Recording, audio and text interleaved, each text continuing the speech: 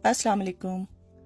आज मैं आप लोगों के साथ बहुत ही परफेक्ट किस्म के चिकन चपली कबाब की रेसिपी शेयर करूंगी और साथ ही इस वीडियो में मैं आपको चपली कबाब को फ्रीज करने का तरीका भी बताऊंगी। अल्हम्दुलिल्लाह आप लोगों ने मेरे बीफ चपली कबाब, टर्किश अदाना कबाब, चिकन स्टफ पैटी कबाब और बाकी तमाम कबाबों की रेसिपीज को बहुत ज़्यादा पसंद किया, इसलिए आज आप लोगों की बहुत ज़्यादा फरमाइश पर चिकन चपली कबाब की रेसिपी शेयर करूंगी। तो चलिए जल्दी से रेसिपी को स्टार्ट करते हैं। यहाँ पर हम 2 मीडियम साइज के टमाटरों का इस्तेमाल करेंगे और इस बात का ख्याल रखिएगा कि टमाटर ज़्यादा नरम नहीं होने चाहिए। आप लोगों ने इस रेसिपी में थोड़े से सख्त टमाटरों का इस्तेमाल करना है। टमाटर के बीजों को निकाल कर हम इसको बारीक बारीक चॉप कर लेंगे। अब एक बड़े साइज का प्याज लेंगे और उसको छुरी की मदद से हम बड़े बड़े टुकड़ों में काट लेंगे। अब इस कटी हुई प्याज को हम एक चॉपर में डालकर चॉप कर लेंगे। इस बात का आपने ख्याल रखना है कि प्याज को ज्यादा बारीक नहीं करना। अब इस चॉप की हुई प्याज को किसी बर्तन में निकाल लेंगे और हाथ की मदद से इसका एक्स्ट्रा पानी निचोड़ लेंगे। ये स्टेप आपने बिल्कुल भी स्किप नहीं करना। अगर आपने ये स्टेप स्किप कर दिया तो आपके कबाब टूट जाएंगे। अब हम यहाँ पे फ्रेश धनिया लेंगे और उसको छुरी की मदद से बारीक बारीक चॉप कर लेंगे। मैंने यहाँ पे आधी गड्डी का इस्तेमाल किया है जो कि चॉप होने के बाद 3/4 कप बनता है। यहाँ पर हम 500 ग्राम चिकन थाई का कीमा लेंगे। चिकन थाई का कीमा हम इसलिए लेंगे क्योंकि थाई का जो मीट होता है वो थोड़ा जूसी होता है और उसमें थोड़ा बहुत फैट होता है, तो इस वजह से कबाब हमारे बहुत अच्छे बनते हैं। आपने चिकन थाई को चॉपर में चॉप बिल्कुल नहीं करना, क्योंकि ऐसा करने से आपका जो चिकन का कीमा है वो बहुत ज्यादा मुलायम हो जाएगा और आपके कबाब बिल्कुल भी अच्छे नहीं बनेंगे। मैंने चिकन थाई लेके उसे धोकर अच्छी तरह ड्राई करके फिर उसका कीमा बनवाया है। आप लोगों ने भी मेक श्योर करना है कि चिकन कीमे में पानी बिल्कुल ना हो। अब हम 3/4 टेबल स्पून नमक शामिल करेंगे। आप अपने जायके के हिसाब से भी डाल सकते हैं। और 1.5 टेबल स्पून कुटा हुआ धनिया शामिल करेंगे। आधा टेबल स्पून हम कुटा हुआ जीरा शामिल करेंगे। 1 टीस्पून हम अजवाइन का शामिल करेंगे। 1 टीस्पून हम गरम मसाला शामिल करेंगे। 1 टेबल स्पून हम अनारदाना पाउडर शामिल करेंगे। अगर आपके पास नहीं है तो आप अनारदाने को कूट कर भी शामिल कर सकते हैं। 1 टेबल स्पून हम कुटी लाल मिर्च का इस्तेमाल करेंगे। 1.5 टेबल स्पून हम कुटा हुआ लहसुन अदरक शामिल करेंगे। 2.5 टेबल स्पून हम कुटी हुई हरी मिर्च का इस्तेमाल करेंगे। 3 से 4 टेबल स्पून हम मकई के आटे का इस्तेमाल करेंगे। अगर आपके पास नहीं है तो आप ब्रेड क्रम्स भी डाल सकते हैं। साथ ही हम इसमें चॉप की हुई प्याज और चॉप किया हुआ धनिया शामिल कर देंगे।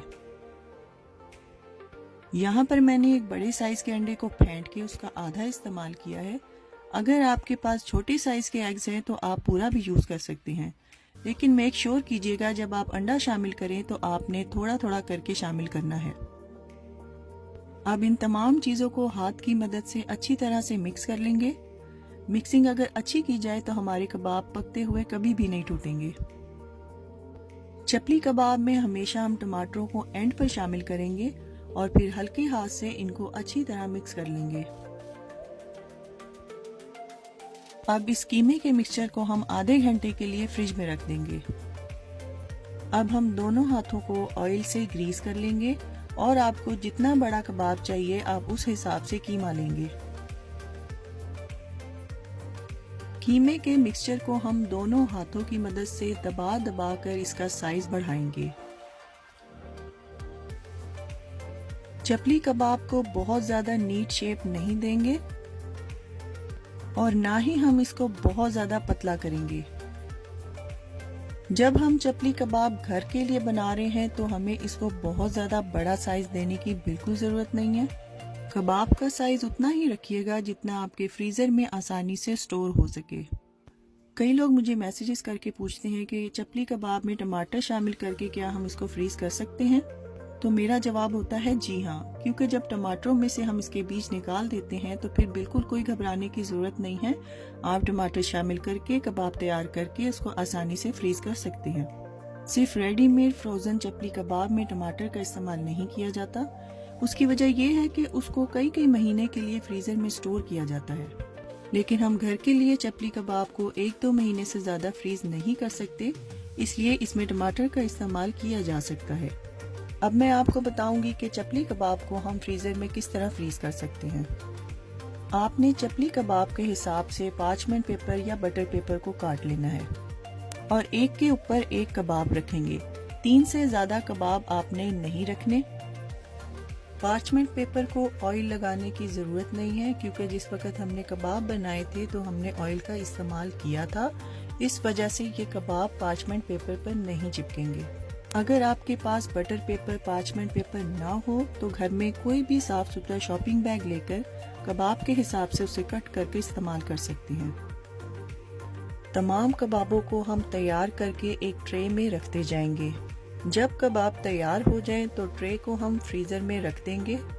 कबाब फ्रीज होने के बाद हम ट्रे को निकाल लेंगे और तमाम कबाबों को हम किसी भी जिप लॉक बैग में डालकर दोबारा से फ्रीज़र में रखकर इसको स्टोर कर लेंगे।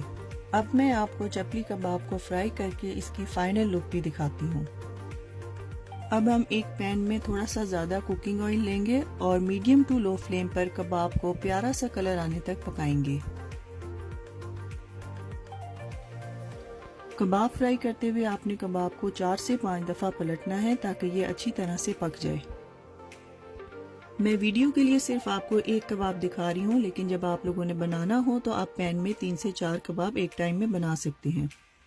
चपली कबाब को ओवर कुक बिल्कुल नहीं करेंगे। अगर आपने इसको ओवर कुक कर दिया तो ये बहुत ज़्यादा ड्राई हो जाएगा और खाने में बिल्कुल अच्छा नहीं लगेगा।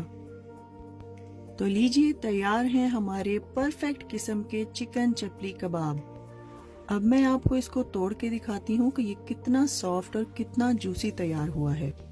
आप देख सकते हैं कि इन कबाबों की लुक अंदर से भी बिल्कुल कमर्शियल कबाब जैसी है।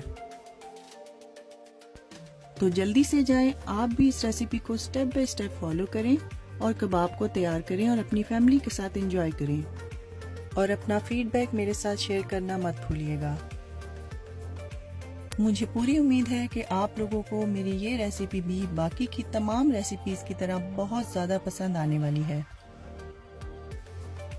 अगर तो आप मेरे चैनल पर नए हैं तो जल्दी से चैनल को सब्सक्राइब कर लीजिए, साथ ही बेल आइकन को दबा दीजिए ताकि मेरी हर नई आने वाली वीडियो सबसे पहले आप तक पहुंचे।